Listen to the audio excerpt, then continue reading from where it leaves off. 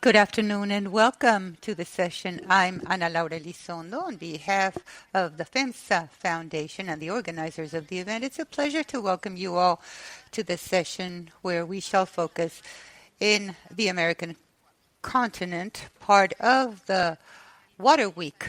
I'm Laura Elizondo heading this session. We shall hear presentations in English and Spanish. Hence, those of you that are here in person, please use the Interprefy app to be able to select the language of your choice. The number of the session is 11885.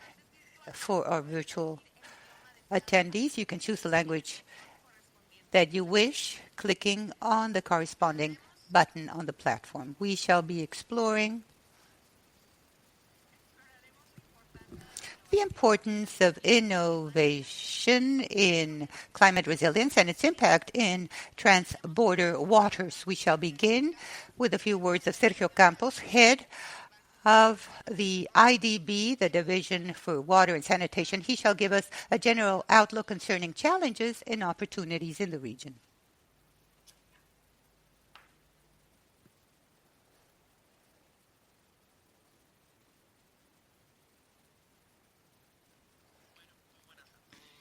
Hello to everyone. Good afternoon.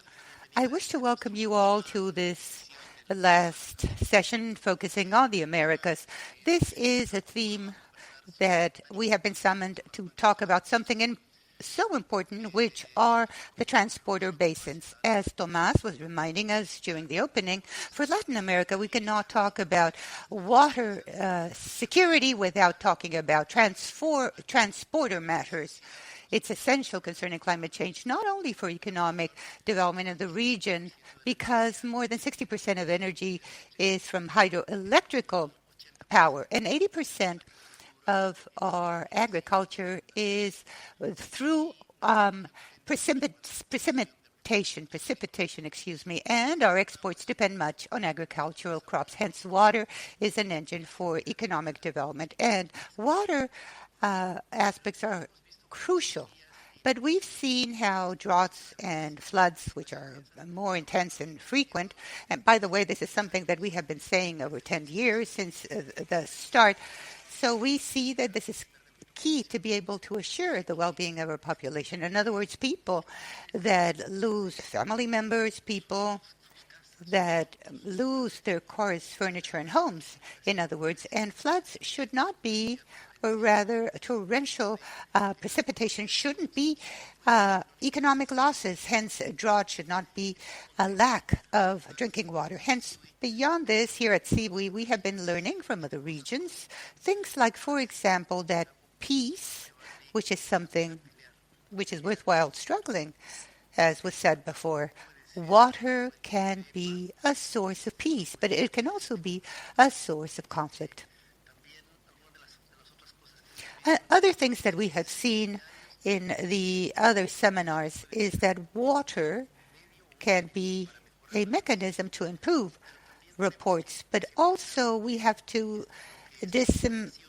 unpackage collaboration, because if it's not properly managed, of course, it can make us see conflicts. So before carrying out an infrastructure project, everybody lived well, but those that lived in the lower part of the river stopped receiving water. They couldn't raise their cattle, neither agriculture, so they lost their subsistence means. Hence, we have to be very careful in concerning the planning of infrastructure. We need to have a broader and global focus. We have seen as well how agencies in charge of these basins, many have been around for thousands of years, like, for example, the Rhine in the Danube. At present, they're saying that work does not stop. And with climate change, we have to improve the different types of interventions that take place. And we also see that all the agreements that took place before, basically, those treaties were for navigation. At present, they're being strengthened. They're requesting greater measurements, greater resolution of conflicts, and a greater exchange of data.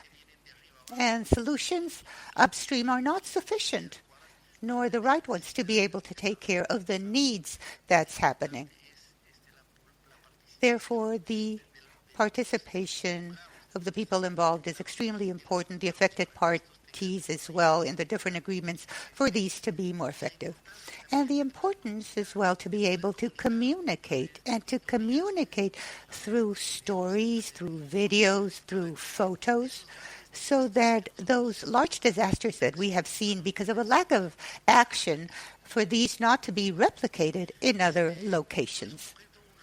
So more or less, this is a summary of the things that we have been learning, the things that we have been seeing, not only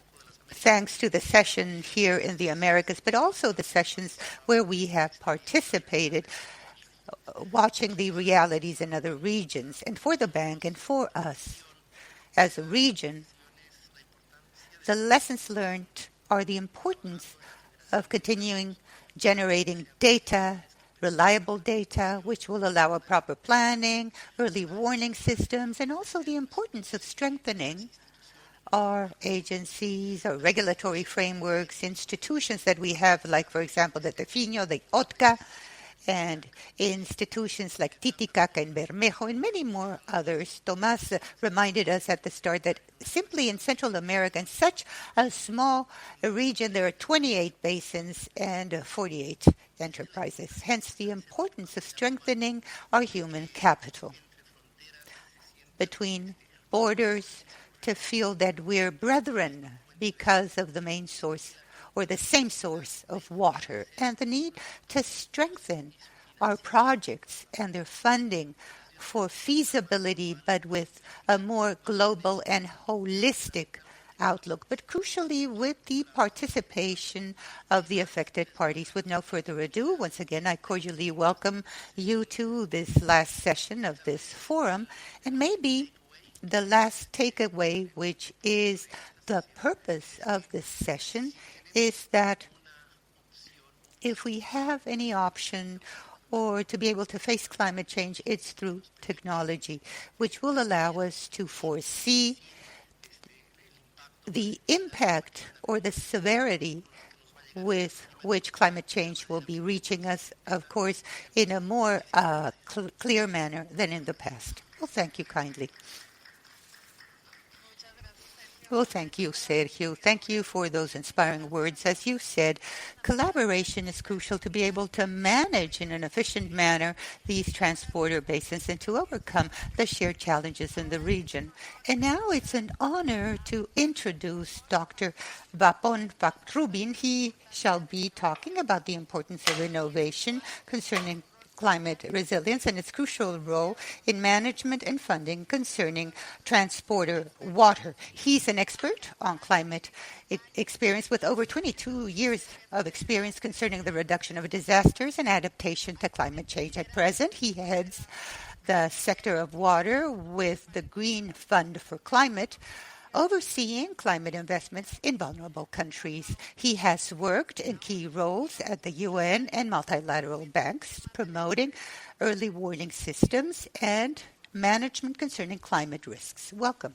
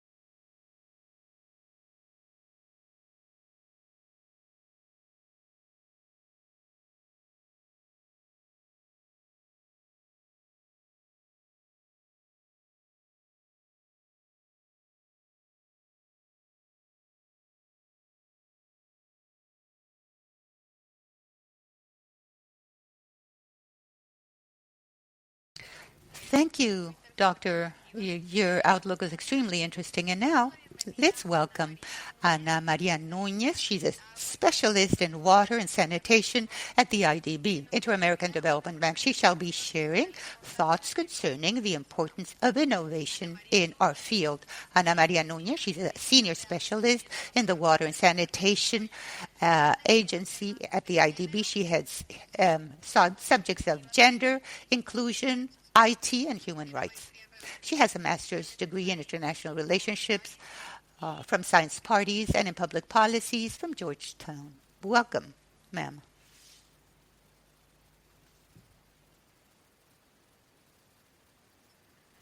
Well, thank you so much, Anita. I shall briefly address an initiative that we are promoting with the FEMSA Foundation and other partners,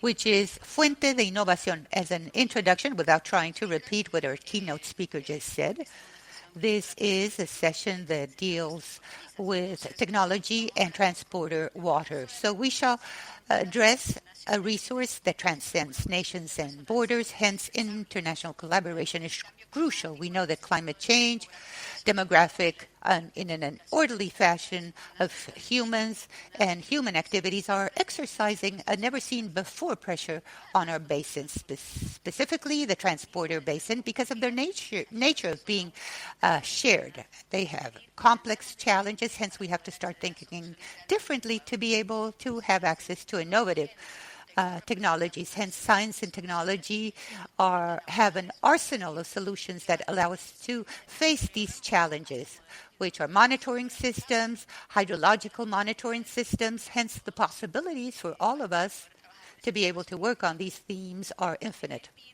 At the IDB, we promote, since some years now, the use of powerful tools like, for example, HidroBid, or IDB. It's a simulation of basins that we created in 2014 to guarantee the handling of these challenges.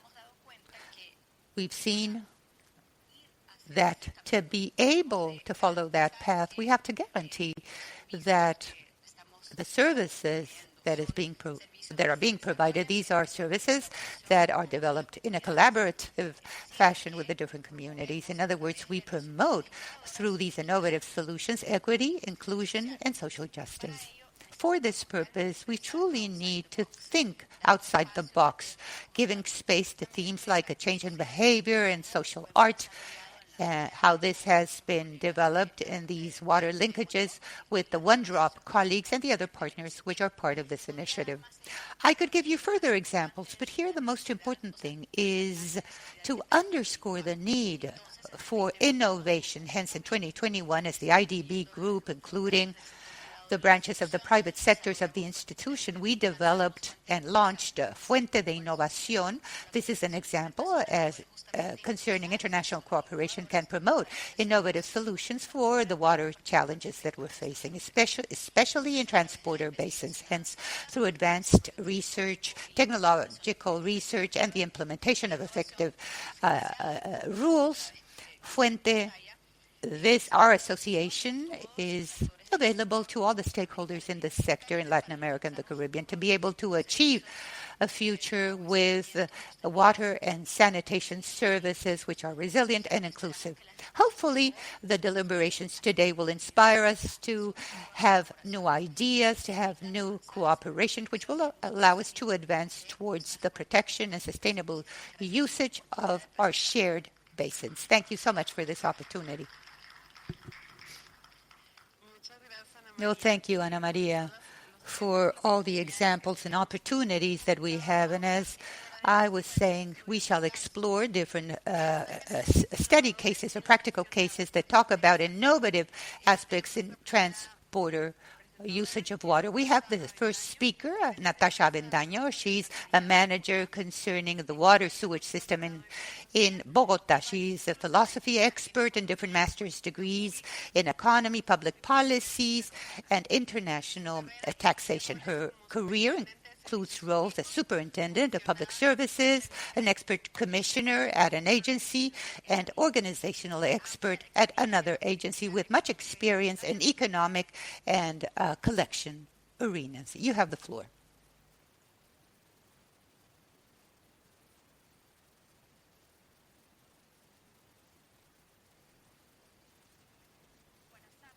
Good afternoon to all of you.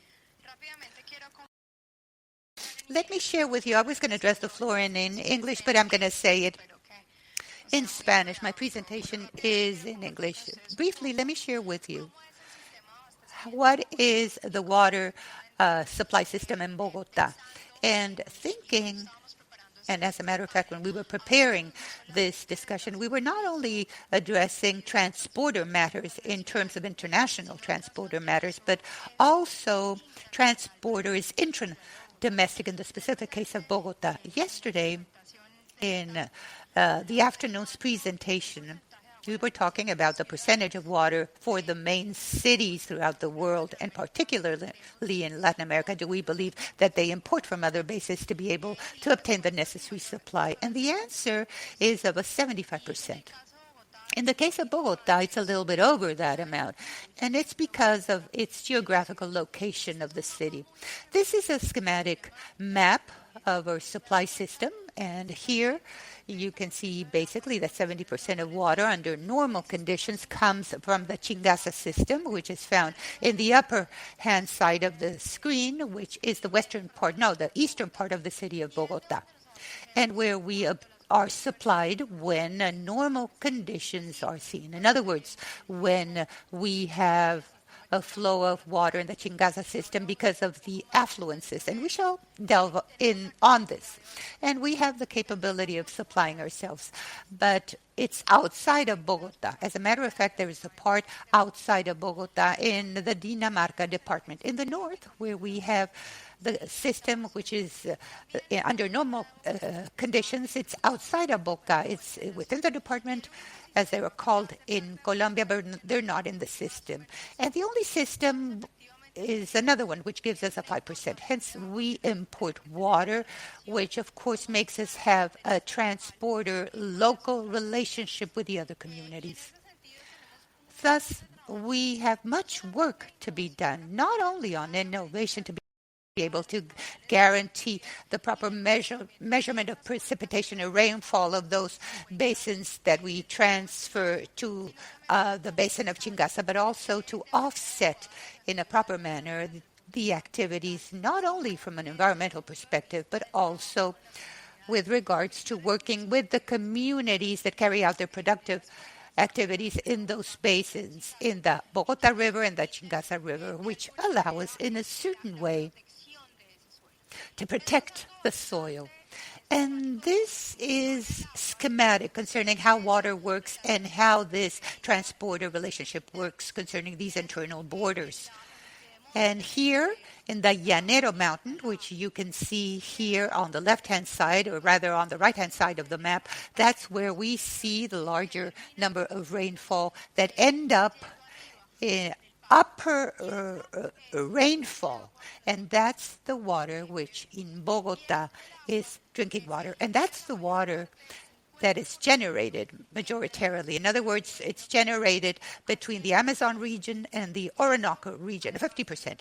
Hence, this is the second part of my talk. It transcends the Colombian borders, and this is why the importance of the ecosystem of the Amazon basin. And this is the second part, which is very important concerning this innovative transporter system. In other words, how to try to understand the dynamic of these other basins that transcend the Colombian geographic region, particularly in the Amazon region, and how conservation of these sources affect in a certain way the supply system of water in Bogota. Therefore, for us, in the Bogota supply system, it's crucial to guarantee the existence and the conservation. Amazon region and the Orinoco region,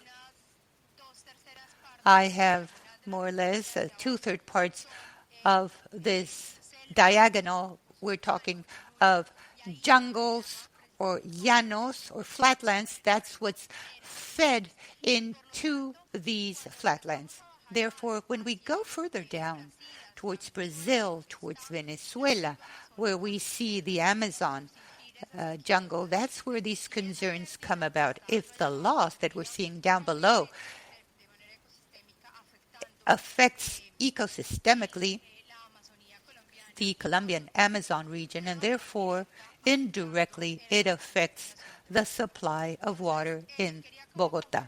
I wanted to share with you this, and these are the percentages that I was talking about in terms of where water comes from that is used in Bogota. And why is it so important in terms of innovation to be able to complement our measurement analysis on land with satellite analysis so as to be able to have a more holistic overview of the charts that we had concerning the behavior of rainfall, which have been, historically speaking, independent of the extreme climate issues. And how can we anticipate things? You know, they will never be perfect, but we have to be ready because of climate change. In other words, to be prepared to know that events like we're going through at present, in other words, a reduction of supply, once again will happen, which surely they will.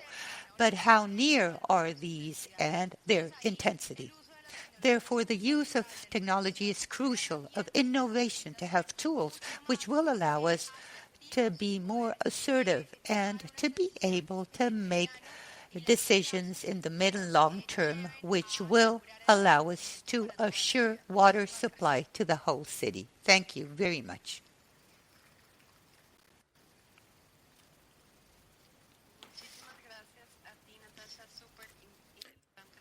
Thank you, Natasha, so much. What you have just mentioned is really relevant. Now let's give the floor to Juliana Corrales, who works for RTI International, more than 10 years experience in managing water resources. She's an expert in planning of climate change. She has given workshops in all of Latin America to ensure water safety. Can you hear me okay? Can you hear me? Yes, we can. Thanks. Good afternoon, everyone.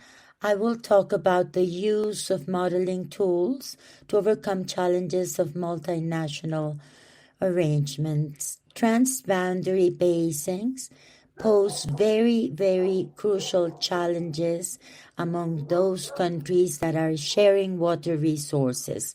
There might be political and institutional differences, legal and regulatory frameworks, also some environmental issues, especially in our ecosystems, that may impact those who are downstream, and this can be made even worse because of climate change. There are cultural differences that can also pose some difficulties for local communities and stakeholders. Many of the challenges I've just mentioned are faced by the Bermejo River Basin. It is a binational watershed between Bolivia and Argentina, and it is such a relevant area that both countries have been facing these challenges in a joint fashion. Legally speaking or institutionally speaking, in 1995, they signed the Durand Treaty and gave rise to the Binational Commission of the Upper Bermejo River Basin. It has a legal personality and has established a legal and technical framework to drive the sanitation of this water basin. Some economic resources have been supplied for the basin project. International cooperation has helped us strengthen our institutions and preserve our water resources. Despite this, the basin still faces some challenges like the operation of institutions in both countries, the quality of water, especially during droughts, and the lack of an integrated system. In 2024, we have been supporting them through a project and implementation of a program that is known as Water Unlock. We have a participatory modeling approach, and we use traditional steps in order to build the tools, the management tools, to be able to face some of the existing challenges at the basin, like integration, data integration, and transparency. We have implemented some data quality control techniques. We have assessed consistency and used methodologies to standardize data from multiple databases. We're also using similar tools to improve our water resources, to assess the different scenario. That is why we use Water Unlock, and we also forecast future situations regarding climate change, infrastructure projects, inform decision-making, among others. We deal with some deficiencies in technical capacity. We give workshops to make people aware of the different situations, and we teach them not only the modeling tools, we open a space where dialogue is welcome, where knowledge is exchanged, and where cooperation is improved. To conclude, I want to say that through effective application of technology, we can improve and facilitate data collection across countries. We can enhance decision-making and lead to more sustainable and equitable management of our transboundary water resources. Thank you so much. Now, we will hear about another case study. Alejandro Calvache, who is the manager of Resilient TNC Basins, is our next speaker. He comes from Colombia and has a master's degree in urban development from the Sorbonne, and he's a specialist in water basins. Thank you. Thank you so much.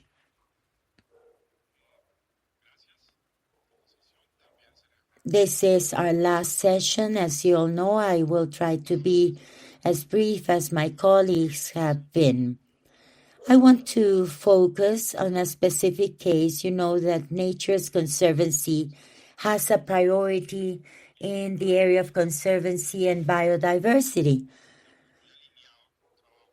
This framework is well aligned with the work we've carried out in the Amazon basin. There is not much to add about the Amazon basin. We're all acquainted with its relevance. It is many times referred to as the lung for the world. We know that we have to align water resources and the carbon storage capacity. What do I mean? The Amazon basin, in addition of its relevance, 8 countries, 45 million people, the huge participation of ethnic groups,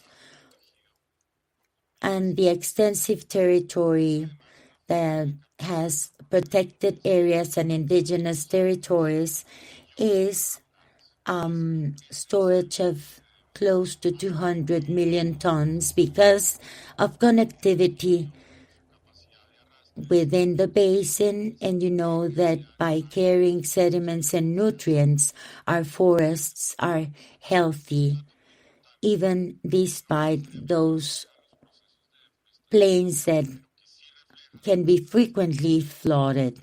There is a great relevance in rivers connectivity, and that's what we focus in. We have immense resources that might be interrupted by human activities, and that results in problems not only for the fish communities within the Amazon basin, but the crucial end of this, which is storing carbon. This is a work we've carried out together with 9 organizations. How are the basins being impacted with the river courses? What stops the flow of our rivers? And which are the results that we foresee into the future? All of these are alarming signals. How to work with local communities to keep the river free flow so that we can contribute not only to the health of these basins services, but to feed many communities. You know that we have very rich fish species and they are dependent on them. We are trying to identify our conservancy priorities in terms of availability and a fish species movement. In order to achieve that, we are analyzing the environmental DNA. We want to understand where the fishes move, where are the blockage areas, where do those blockages come from, and how to define the priorities in which we want to focus in upcoming years in order to protect, preserve, and ensure the free transit and movement of fish. And there is something that is even more valuable than science itself, and that's local participation. We want them to be involved in this effort so that they become, let's say, owners of this identification exercise, and they really get to understand the fishing situation in these areas. Let me introduce the MIPES app. This is an online application that facilitates report of species follow-up and helps the user, the fisher, the fishing communities so that they can document their fishing activities, their income, where fish is being sold, how to improve fishery, and also contribute to this huge community which is well acquainted with the fishing situation in the Amazon basin, how to make sure that there is free movement of species. This does not happen in an isolated way. We're working with Amazon Waters, 29 organizations that are working along the same lines in order to guarantee that our rivers are healthy and that there is conservancy and definition of priorities, namely planning of the territory. Many of the changes are the result of weak planning processes. And this is the end of my talk. Thank you so much. Thanks, Alejandro. Now let me introduce Verónica del Rio. She's joining in line. She's an expert in assessment of basins in Ecuador, Colombia, and Peru. She's a civil engineer with more than 3 years experience in managing water resources. She currently works in Peru. She assesses basins and climate adaptation in Latin America. Hello, can you hear me?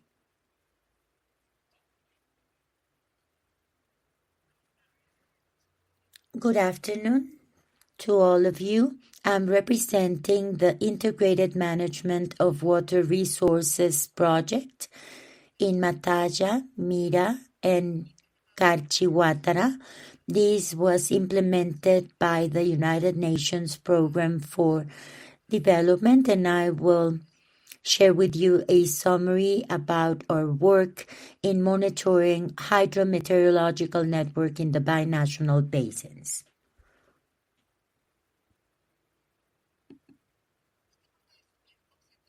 This strengthening can be seen in how our hydrological stations have been boosted in Colombia and Ecuador.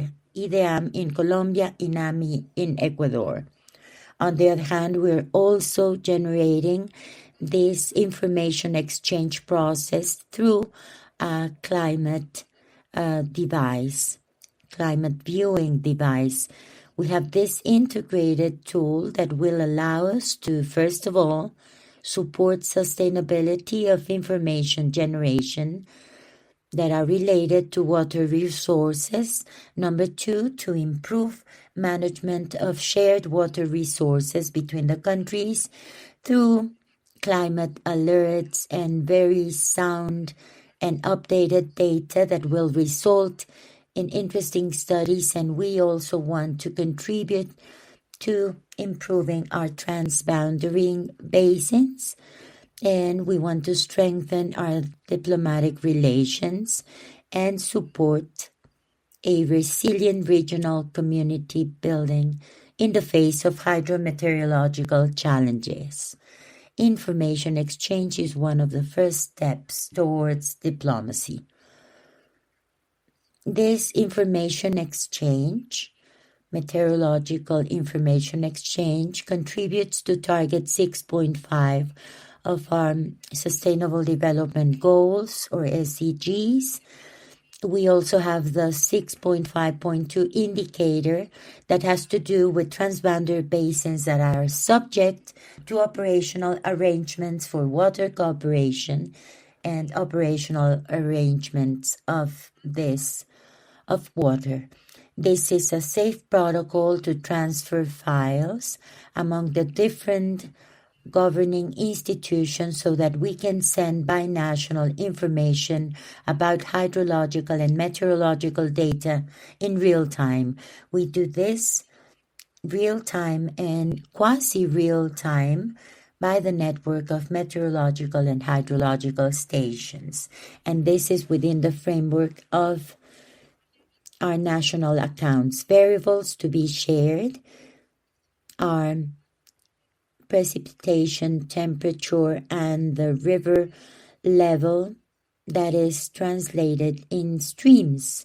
Several organizations have worked together to ensure an ongoing flow, reliable flow, also to exchange information in an efficacious way. We currently have this document that has been revised and technically approved, and we expect this document to be signed by both countries by the end of this year. And in 2025, we will start conveying and sharing information. In Colombia, we will be using the Fuse platform, and Ecuador, we will do it through the national viewing device of INAMI. This is the web page of our project and the contacts in case you want to find further information. Thanks, Veronica. And next, we will hear about another case study presented by Andrea Gonzalez from Bogota region and representative of the water funds in this country. She has been the leader of the Biobasin Alliance project. She has been at the head of conservancy and ecosystem projects in high plains and wastelands in the mid-eastern and central parts of the country. Welcome, Andrea. You have the floor.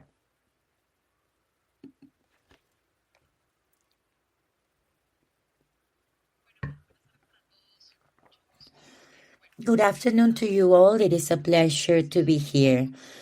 Let me talk to you about our experience, about how we were able to make actions be materialized. I will talk to you about this Water Fund Alliance, and I'm going to zoom in Colombia specifically. This means that we have been collecting different funds through the REDC platform, and a single purpose gets us all together. I'm going to zoom in Colombia. As I said before, I will talk about the Bogota Fund, which has achieved great progress in the region. It has been working there for more than 2.5 years. It has protected more than 8,000 hectares, and we have integrated very good and fruitful partnerships. We have our director of this Transboundary basin with us, and we also work with the Venezuela border. They face many challenges in Venezuela, as you all know. We have been working very strongly in more than 9,000 hectares, and many families have been benefited as a result. We work in biodiversity governance projects with the community. Colombia and Venezuela got together. More than having a collective action platform, we have a knowledge platform. Colombia has moved forward in hydrological changes in terms of science, isotopic studies, biodiversity protocols, and we have an online platform to generate that territory view in real time. And in Venezuela, as a result of this partnership, we have been working with Universidad de los Andes. We carried out a national water study, and the EDAM information has been extremely useful to us. There are monitoring impact protocols. There are 2 sides to this scientific work that results in joint work. We have to think about the region as a whole. The Maracaibo region, more than 135 basins, supply this huge lake.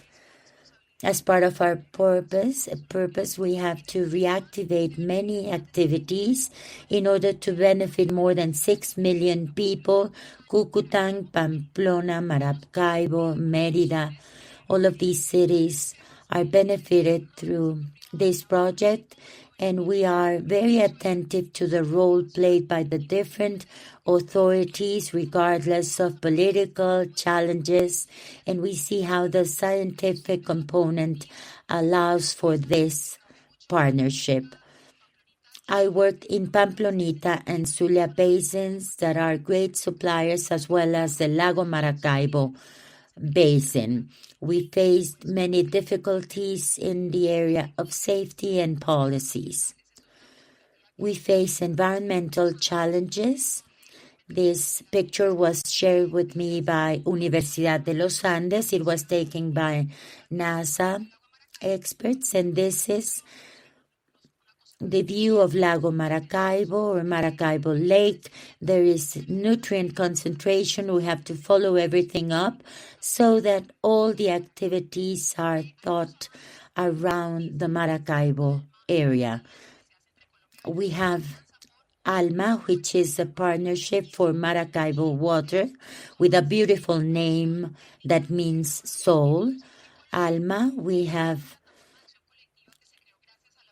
gotten different investment sources, and we have a well-structured project to protect more than 1,000 hectares thanks to the Pamplona and Los Andes universities' contributions. Thank you so much. Thanks, Andrea. Now we will have a conversation that will be moderated by Andres Sanchez from the OAS. We will identify common topics and lessons learned. I will be calling you all to come up the stage. Natasha, Alejandro, Andrea. They tell us that Juliana is having some technical glitches. Andres is an economist, an expert in sustainable development, and is undergoing the PhD program currently. He's an expert in shared basins. He manages shared water projects in Latin America and the Caribbean. Hello. It is a true honor and a pleasure for me to be here with you, but I face a very difficult task. They tell me that I have to convince you why science and technology are key to strengthen our efforts in just 2 minutes. I will do my best, I promise. And the first thing that I can tell you is that this type of dialogue was not held 10 or 20 or 15 years ago. After the pandemic, the world took us to this point. Technology is now more powerful in managing shared natural resources. We talk about the Americas of a huge continent. There are different ecosystems and there are different stakes at play here. The Amazon area does not only have to do with water, but with different regions in Latin America, the amount of nutrients that we have and the problems that we face. So decision makers have to be ready, be well informed in order to have successful negotiations, as Maponi has said, and as Sergio has also mentioned. Unfortunately, no decision maker will be capable enough to understand that without having these brilliant minds we have here gathered together, always in this spirit of cooperation amongst the different countries, and taking the great opportunity of being able to partner with institutions like FEMSA and to make them understand that the risk of investing in transboundary basins has gone down. And as we come to understand things better, hazards go down, risks are reduced. So along those lines, that's what we mean by water diplomacy, and we will be asking some questions to our colleagues. We will also call upon you to keep on working for diplomacy, to keep on having that vision from different countries, because has not yet had those ample discussions as politicians are doing, but that will happen sooner or later. Let me start by asking a question to Natasha. Tell me, which are the conclusions of the Amazon region project in terms of water production in the Chingasa wasteland?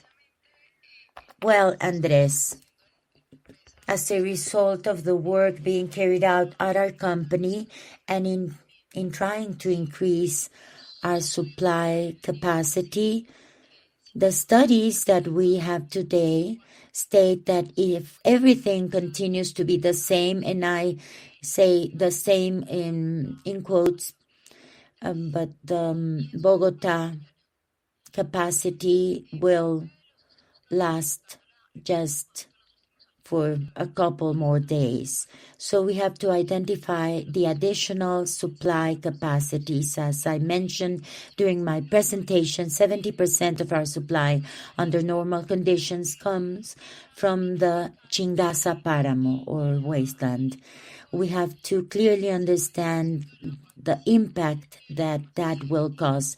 25% comes from the Amazon region and 25% from the Araquia region. So if there is deforestation or if we're not able to recover those basins, even though they're quite far from Bogota, as shown in the cross-sectional view of the Chingasa region, they will be accountable for 50% of the water supply in the city of Bogota. So we have to be better trained in terms of monitoring skills, and we are also accountable for the growth of that city and for the search of new supply sources, and be wise when investing in such remote basins that supply us with water. Thanks, Natasha. Juliana, are you online? Because this question was connected to Natasha's. Based on what Natasha has told us, how do you think that the modeling tools will help us overcome challenges and better understand water resources at a multinational level? Well, I feel that all of these modeling tools play a crucial role in overcoming many of the challenges that we face when managing multinational water resources. Modeling tools allow us to have a comprehensive approach. Users of the basin can be taken into consideration in order to promote a more equitable and balanced management. We can also optimize water distribution by reducing conflicts that might emerge and by improving our efficiency in our management activities. We can also support this effort by contributing with data, with simulations, with visualizations that will allow us to assess the impact of different management decisions in several sectors or basins, regions, being able to identify solutions that might turn out to be more sustainable and equitable for the participating countries. On the other hand, the modeling tools facilitate dialogue and negotiation because they offer common language based on scientific analyses, reducing disputes on resources availability, the participation of different sectors by contributing to dialogue and negotiation. And lastly, when the modeling tools are used, especially if we consider why I mentioned during my presentation, the different basin managers will be part of building modeling tools, and this will foster not only data exchange and transparency, but also knowledge transfer techniques, and will promote trust, communication, cooperation among the different stakeholders. Thank you, Juliana. Talking about this sounds nice, but let me give Andrea with a further and practical and difficult question, because the idea is to hold these conversations. In other words, not things only to be in black and white, but in everything that is said, to truly understand what's behind what is being said, the funds, the agreements, people. And this is given by field management. And Andrea, with the transboundary between Venezuela and Colombia, which is a very interesting situation, what can you tell us about the strategies that have been implemented to be able to see interest, the interests of public and private interests in academia? You know, on paper, everything withstands. And truly, we come from the water sources, the call to action, which in a certain way we have to make decisions and even making mistakes concerning investments. And part of the strategy, as a matter of fact, I'm surprised with this issue of Venezuela, that in spite of the political situation, they had carried out processes on the land where university and academia, together with the private sector, you know, one might think that the private sector is not in Venezuela, and actions have been generated to focus on these priority areas. The boundary as such is alive in spite of it's closed, and there is a commercial dynamism which allows in a certain way for commercial aspects between Colombia and Venezuela. They need to continue having the stream, in other words, of avoiding risks concerning water. And I'm surprised when we talk about interventions in Colombia and not in Venezuela. You know, that basin, as a matter of fact, when the water fund was done in the Platte a few years ago, we thought about the Sulipa basin, but not with the vision of Catatumbo. And Cucuta, provides water into the Maracaibo Gulf, which in a certain way entrepreneurs, donors, and institutions are donating for that hydro solidarity, and diplomacy takes place in that field. Of course, we've made mistakes on land. In the field, we need to measure things more, and especially to guarantee to the communities that there's something that's being done for the well-being of their homes. Thank you, Andrea. And this is the question, because it's being sisters and brothers concerning this focus.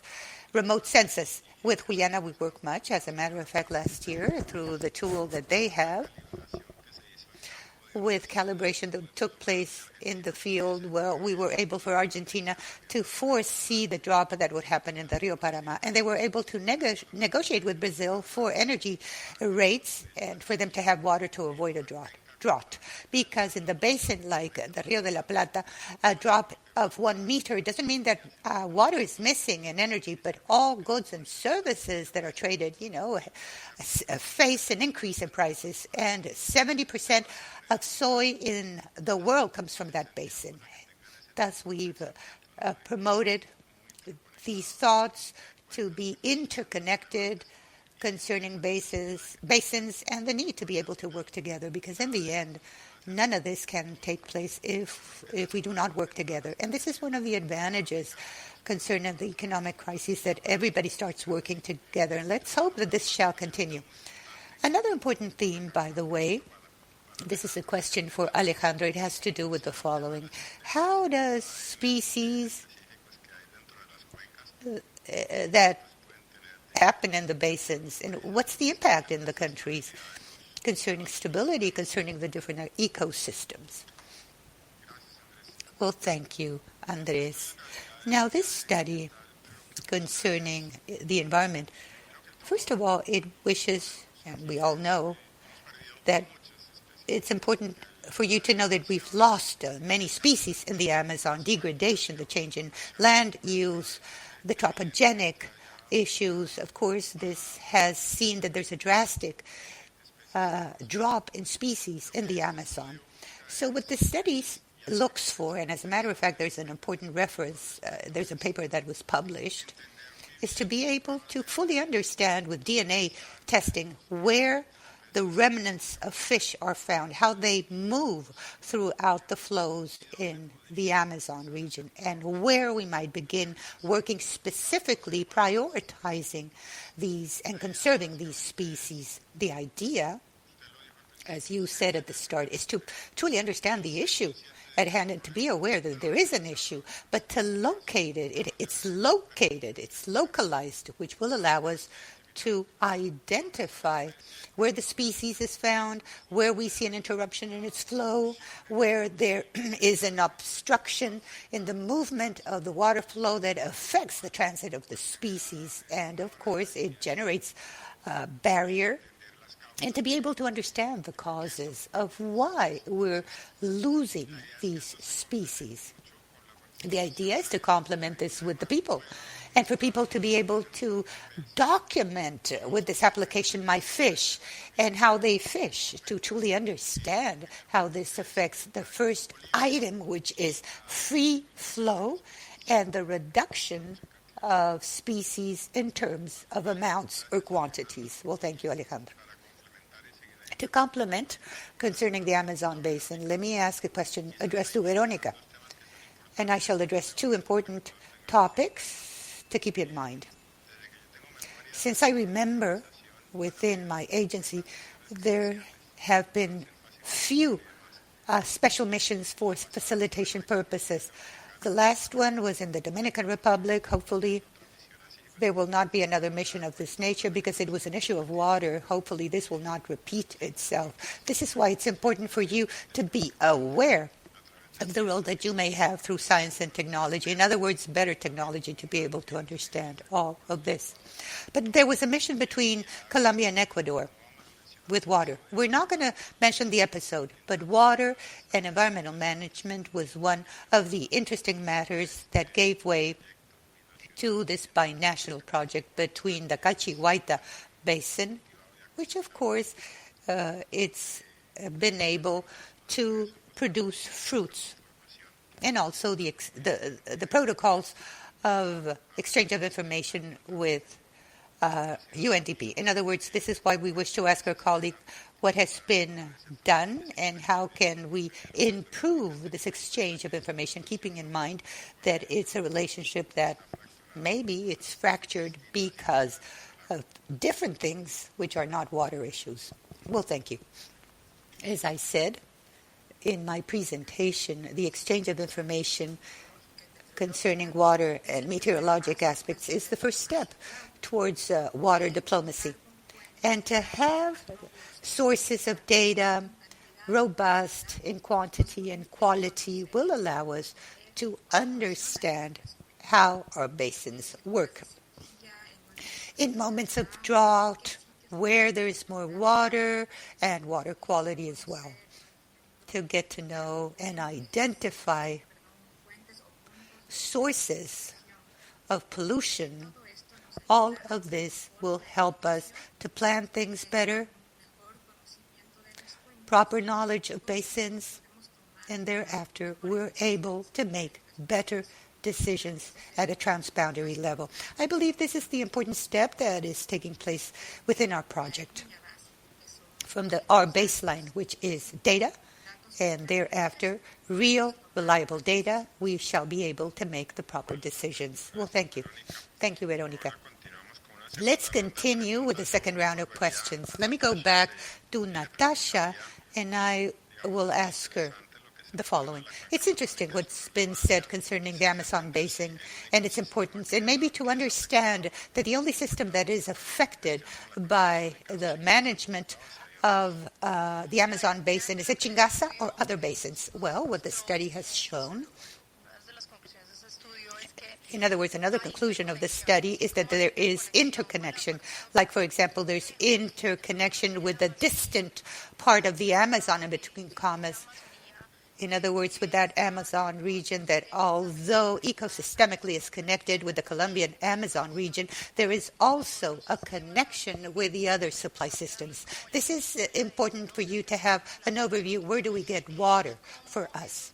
And how those water balances are offset. And on the other hand, although the study talks about a reduction of up to a 40% in the midterm concerning rainfall in the basins that supply Chingasa, there is an increase as well of rainfall in the basin of the Rio Bogota. Therefore, in this sense, everything is interconnected, and all positions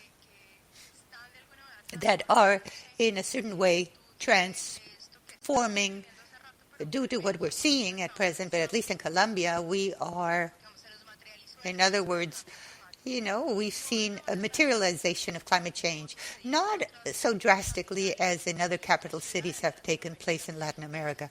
But yes, this study shows that what allegedly there will be an excess in the basin of the Rio Bogota is what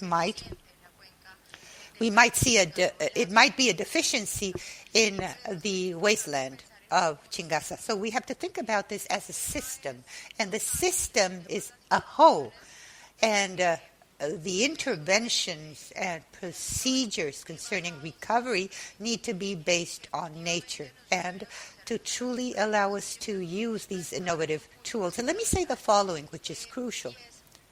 In other words, to be able to measure these innovation procedures in the different basins, to be able to have baselines which will allow us to identify if these interventions are as effective as the models say.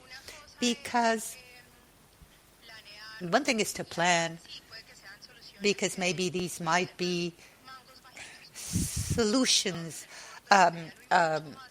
fruit at hand in the long term, but also to be able to measure and make these interventions more effective, because it's not only about reforesting and planting with the different communities, as I said before, but to handle things with the different communities in a proper way based on the activities that they have carried out, and it's their livelihood. So the importance of being able to measure and these baselines and to monitor will definitely make us become more effective concerning these dynamics. The aqueduct maybe has the best measurement system in Chingas that in any other region, because anybody that measures does not have the different or the amount of monitoring points that we have, which are more or less 60. So it's important to use this information, to complement it from other information from around the world, to be more specific and more precise in terms of what we're facing at present, which is uncertainty and what will take place concerning climate change throughout the region. Thank you, Natasha. And you were talking about governance and participation. Hence, I would ask Alejandro, you said that there are 28 agencies that are working in the Amazon region, and you work together with them. How do you work together? Because there's diplomacy there, as has already been said. Absolutely, yes. It's an important effort. This is the type of associations that require leadership, that require agreements and programs, but there's a common objective which is very clear and important in the Amazon. In other words, the ecological integrity of the Amazon and of the rivers in the Amazon region. And with this clear in our minds, Amazon Waters defined a plan after a long period of time of agreements, diplomacy, and so on and so forth, within 3 strategic lines, which are quite important concerning the need of maintaining the Amazon and the connectivity of the Amazon rivers, which has to do with governance, first of all. And thereafter, conservation and prioritization. If there is something that needs to be done, these large groups, is to define the 2-3 themes where they shall be focusing in the short and midterm. And a last one, which is in reality, of course, which is the foundation, by the way, and the main cause concerning the affectation of the free flow of the rivers, which is a lack of planning in the region, and how truly we need to inform in a better manner decision makers, like, for example, mining procedures or hydroelectric generation, and which is truly the effect caused through these procedures before implementing the projects. It's difficult, but thinking about common well-being with clear lines, I believe this will help much management. Thank you so much, Alejandro, for that emphasis on governance. Now let's ask Andrea about deforestation, one of the main actions in terms of conservation, and what has been the contribution of this river to the northeastern part of Colombia and to help relieve deforestation in Venezuela. Well, in terms of Colombia, the Basin Partnership has very, very strong allies that are many times demonized, like those who produce palm oil and carry out other activities in this region. Through environmental tools and voluntary agreements, we have moved forward. There are, let's say, 1,500 agreements, which are biophysical and economic projects. And when we carry out interviews with the community, we understand or get to learn that they feel threatened. We don't have actual statistics because on the one hand we have the Catatumbo data about deforestation, but the communities report different figures. So there is no matching there. Why? Because of misleading information. In the in the area or in Venezuela, let's say, many relevant projects have been carried out, but the deforestation dynamics is much denser in Colombia, in the Chama Basin, in the state of Mérida. There are very few reports about sustainable production activities, and there is also pollution because of the nutrient effects. The challenge there is to have better information because there is no match. Thanks, Andrea, for emphasizing those dynamics that are so relevant. And regardless of those moments where there are conflicts and they are clearly visible, we can also see that across the border there are other issues that hinder our activities. We run out of time. This has been a very interesting panel. I feel we carefully prepared it to provide you with a better view of water diplomacy, and let's give a hand to all of our panelists. I give back the floor to Ana Laura now. There are some questions from the audience. Maybe let's ask them. Are there any questions from the audience? We cannot see you. Are there any questions? I think everything was perfectly clear. Thank you.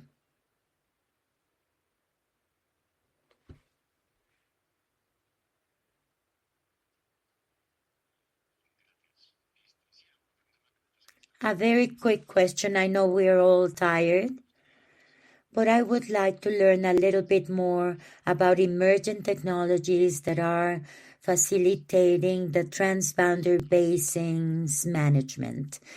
Anybody who wants to answer? Technologies, okay.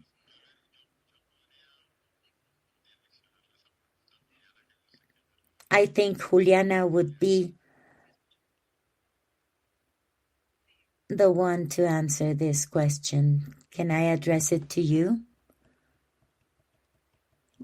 I think the question had to do with emerging technologies, right? Yes. Well, I could say that now, as a result of AI, many applications are emerging.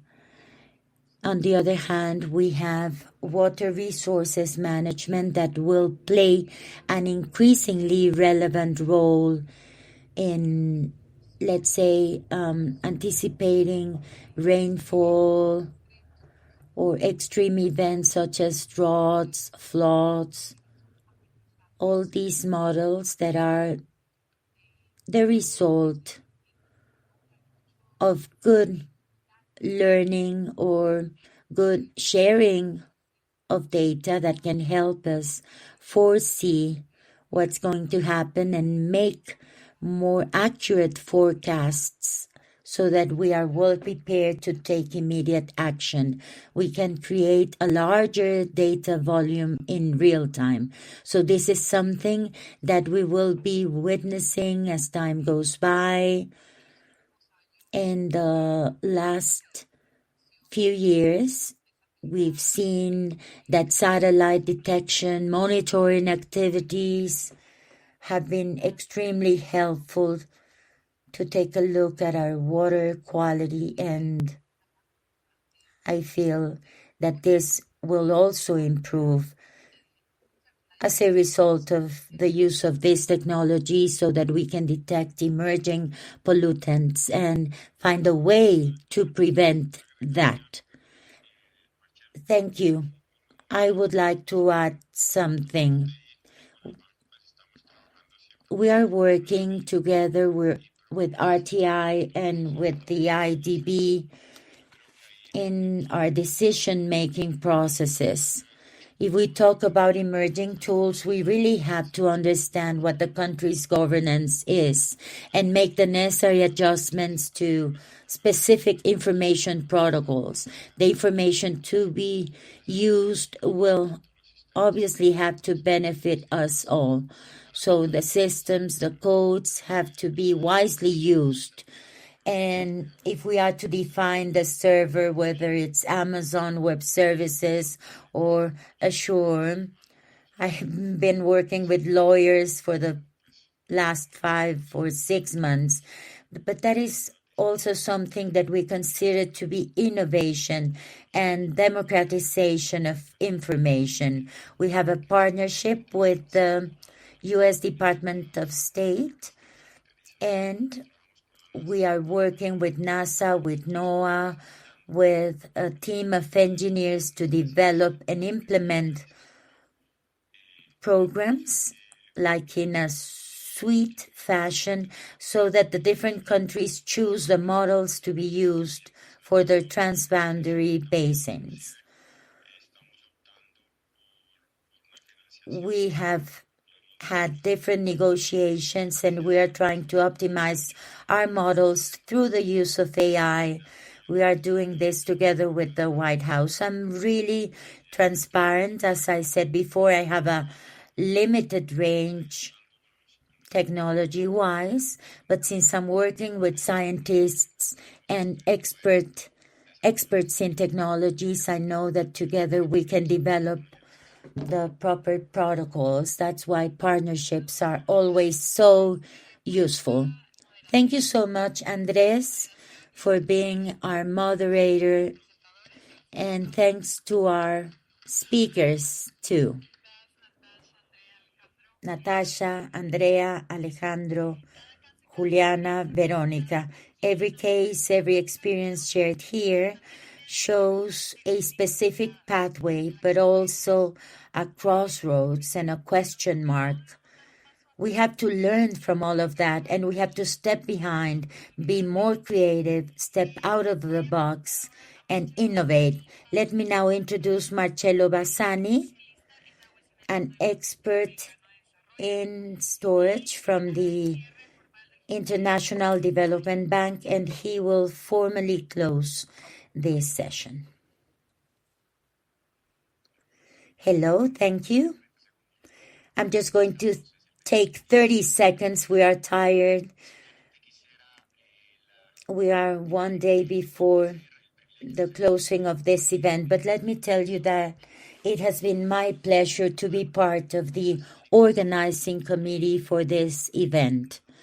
So I would just like to take 1 minute to acknowledge your hard work.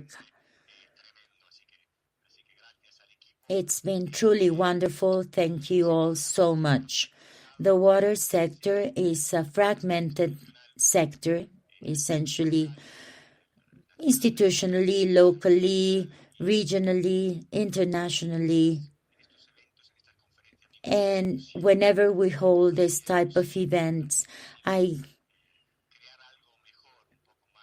get this hope that we have to create, or we will be able to create something better, something that will be well structured. Let me tell you that as a result of the seminars, we obtained the gold standard.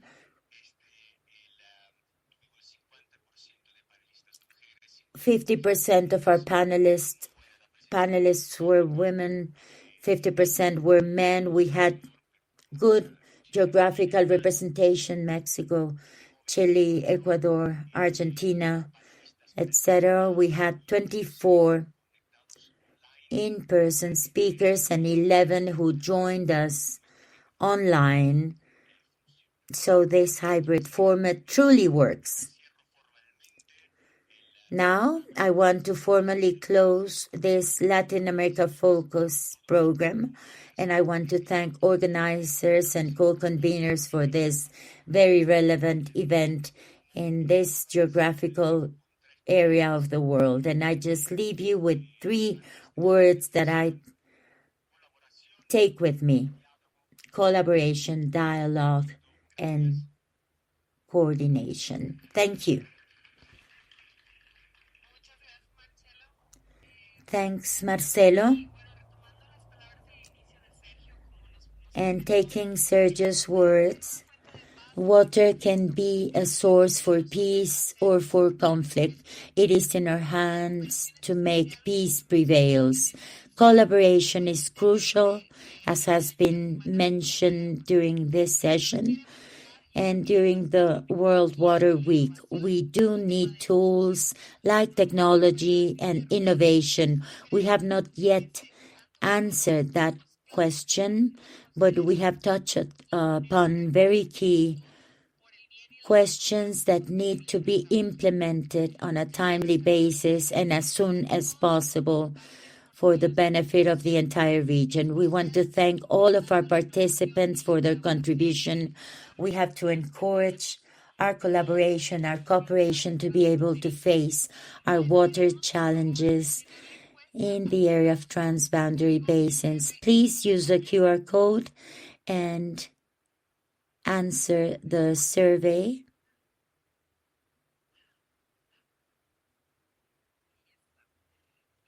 There is a QR code for you to scan. Please answer the survey. And don't forget to attend the remaining sessions and everything that we will post on the social media. Information will be available on the chat and the IDB social media. Thank you all so much. It's been my pleasure. See you next time.